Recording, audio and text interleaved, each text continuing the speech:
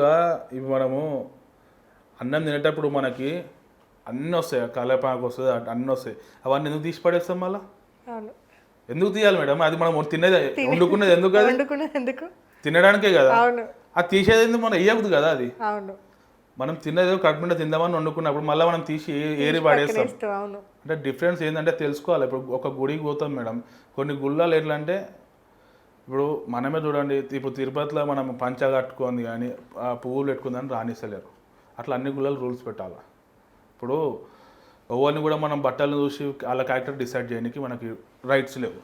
ఇప్పుడు కొందరు నిండుగా చీర కట్టుకొని గుళ్ళకి పోతారు, కొందరు పాయింట్ షర్ట్ వేసుకొని వస్తారు. నేను గోల్స్ కోసం చెప్తున్నా.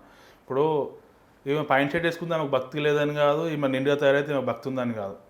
అర్థమైందా మేడం?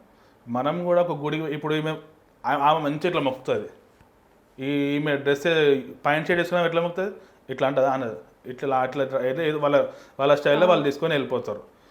మనం నిండుగా ఉంది కదా అని చెప్పేసి ఆమెనే దేవత, ఈమె పాయింట్ షర్ట్ వేసుకుంది ఈమె దేవత కాదని మనం ఎప్పుడు డిసైడ్ చేయొద్దు.